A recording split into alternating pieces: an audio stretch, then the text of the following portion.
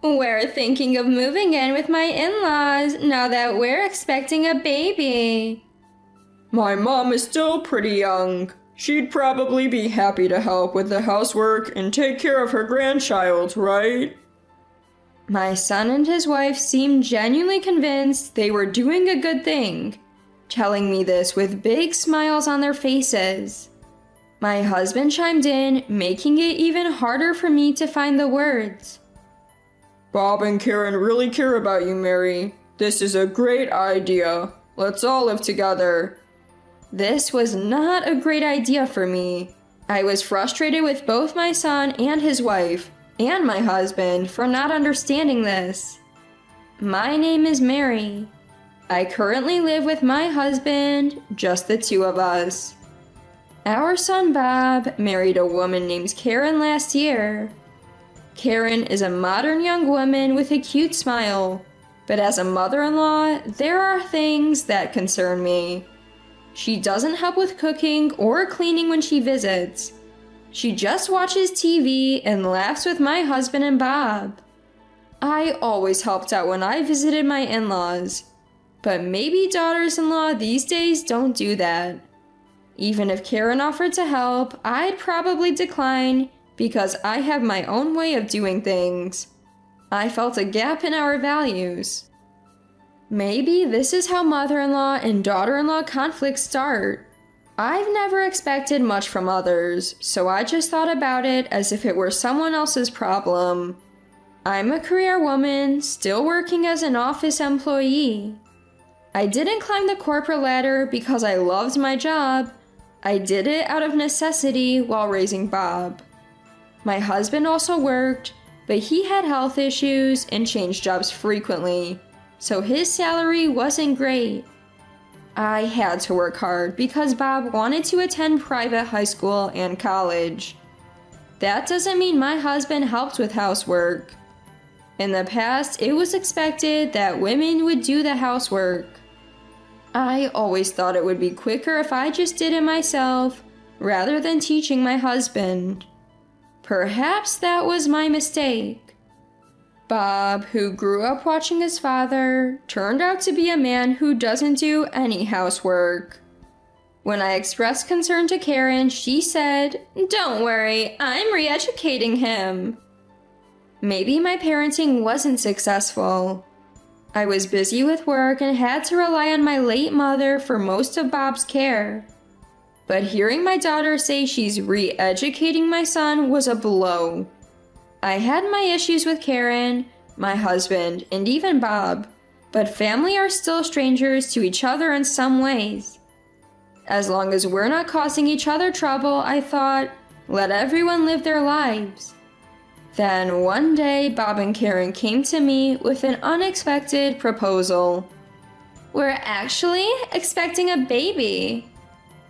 Bob and Karen came over for their usual visit and told us they had important news. Karen rubbed her belly and smiled shyly. This would be the first grandchild for both me and my husband. We couldn't help but smile and congratulate Bob and Karen. My husband even jumped the gun, asking, "Is it a boy or a girl?" Bob laughed. "Slow down, we don't know yet." Both Bob and Karen are working. I've heard it's hard to get into childcare centers these days. When I asked Karen what she plans to do about work after the baby is born, she smiled and said, "I love my job, so I plan to continue." Karen works for an apparel company and has been at the same job since she graduated from vocational school. Raising a child won't be a financial burden for them. When I told her, juggling work and parenting will be tough, but I'll help where I can, Karen shyly responded, "That's why we're thinking of moving in with you and Dad." A small "what?" slipped out of my mouth, but fortunately, it seemed no one heard. Bob, visibly excited, leaned in and said, "Mom, you're still young. You'd be happy to help with housework and take care of your grandchild, right?"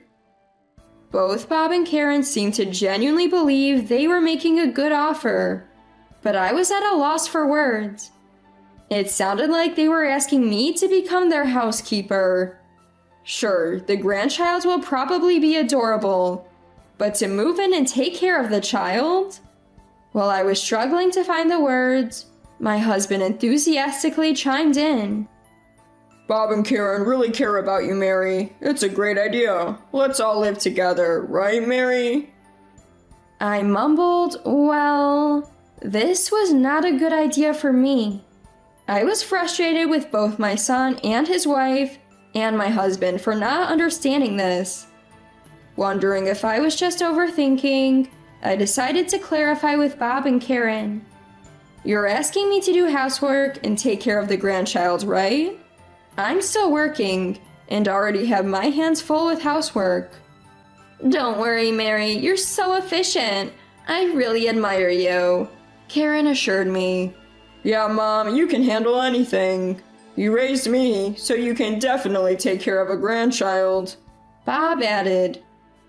By taking care of the grandchild, are you talking about dropping them off and picking them up from daycare? If that's all, maybe I could manage. No, Mary, there's a shortage of daycare spots. We probably won't get one. That's why we're suggesting we all live together, Karen explained. So you're saying I should work, do housework, and also take care of the child? I couldn't help but let out a cold voice. Bob sensed my mood and hastily said, Mom, maybe it's time for you to quit your job. It'll be easier on you. He's underestimating what it takes to raise a child. I struggled enough raising just Bob. I don't want to be burdened with housework and childcare at this age. And being told to quit my job didn't sit well with me. Like Karen, I take pride in my job. I've been fortunate to advance in my career and have subordinates I want to mentor. I plan to work diligently until I retire, so I'm going to have to decline your offer. When I firmly stated my position, my husband said, Come on, Mary. Are you trying to make life difficult for Karen? I never thought you'd do something like that. What? Difficult for Karen? How is this making life difficult for her? It is difficult, came a voice from an unexpected direction.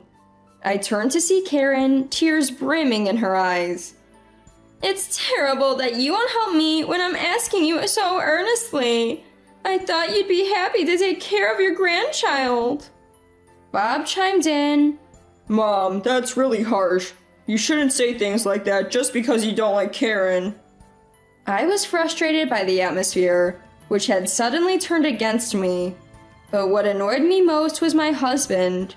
He was the one who had created this tension in the first place. I was done with him, especially after he used the strong phrase, making life difficult for Karen, to negate my opinion. Fine then, John, why don't you move in with Bob and Karen? I absolutely don't want to, so I'll leave this house. What are you talking about, Mary? Ignoring my husband's confused voice, I headed straight to my room. What's going on? I heard Bob's frantic voice as I gathered my valuables and put them in a large bag. Fortunately, I'm a minimalist at heart and only own the bare essentials. Once I finished packing, I hurried to the front door where Karen was sobbing. Why does it have to come to this, Mary? Can't you help us with our lives? Don't you care about Bob and your future grandchild? I do care about my son and future grandchild. But Karen, I have a future too. I'm only in my 50s. I have a lot of good times ahead of me. I've raised Bob to this point, and now I finally get to enjoy my freedom. Please don't interfere with that. I'd rather not see my grandchild if it means giving up my freedom. Stunned by my words, Bob and Karen stood next to my husband, who was shouting, Where do you think you're going, Mary? The most surprising thing about this whole situation is your attitude, John. Why would you use such a strong phrase like making life difficult for Karen when they're trying to dump housework and childcare on me? It is making life difficult. Karen wants to continue working. You could help out. If you feel that way, why don't you help out, John? You're not working, but I am. That's right. My husband is currently unemployed. He's the same age as me, too young to retire, but he suddenly quit his job because he found it unfulfilling. I've been with him for decades, so I just sighed and thought, here we go again. But I can't live with this man anymore. Why couldn't he step up and say he'd take care of the housework and the grandchild? That's what truly disgusted me. I'm a man. I can't do housework or childcare. Bob is a man, but he can't do housework or childcare either, right? Isn't Karen re-educating him? When I turned to Bob, who was standing there dumbfounded, he said, Well, I intend to do what I can. It seems Karen's re-education was working. I gave Karen a final apology. I'm sorry my son has been such a burden to you, and then faced my husband. After hearing all this, I've thought about my future. If I'm going to be stuck doing housework and taking care of a grandchild while John lounges around at home, then I'm not interested. I've decided to separate from John. I said to my stunned husband, thank you for everything, and turned back to Bob and Karen. I don't know if you'll live with Dad, but don't count on him for anything. Maybe if Karen re-educates him, he'll be somewhat useful. Goodbye. Have a healthy baby. I left the house without any emotion. My husband followed me for a while, but seemed to give up when he saw I wasn't stopping. I headed to my sister Lisa's place, where she lives alone and single. Lisa is a successful writer and lives in a pretty big house all by herself. When I explained the situation to her, she was thrilled to have me. Welcome, sis, to this single life, she joked as she greeted me. Living with Lisa was the epitome of freedom. We cooked whatever we wanted, went out only when both of us felt like it, and it was no big deal if one of us didn't want to go. Our finances were separate, so as long as we contributed a set amount to the household, the rest was ours to spend freely. Feeling at home in this new lifestyle, I sent my husband divorce papers and even hired a lawyer. The divorce went through. Lisa and I threw a party to celebrate, indulging in snacks and chocolates we usually wouldn't eat. It felt like a return to our younger days. As I had expected, my husband Bob and Karen gave up on living together.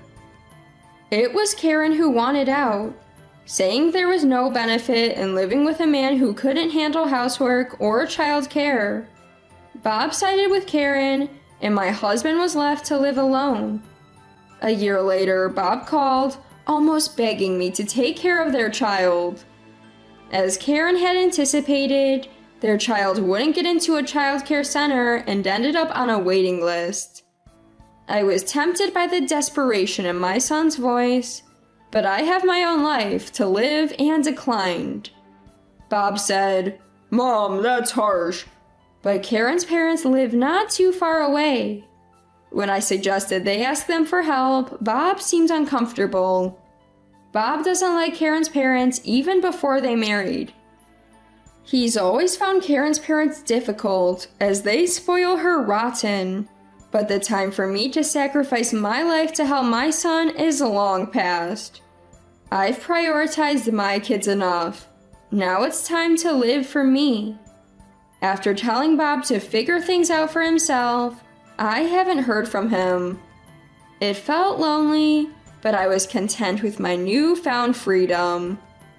Years later, I retired and was able to pass the baton to a subordinate I had wanted to mentor. As I left my workplace, surrounded by people and receiving a beautiful bouquet of flowers, I felt fulfilled. Now, what to do with the blank canvas of my future? Lisa suggested, let's go on a trip. She showed me a brochure for a round-the-world cruise. With my retirement fund and savings, and Lisa being a successful writer, we could both afford it. I never thought I'd consider going on a cruise, But as I looked at the brochure with Lisa, I felt excited about the future. I'm so glad I didn't sacrifice my freedom for the sake of my son's needs. My life is just beginning. I've decided to paint the rest of my life with only joyful colors.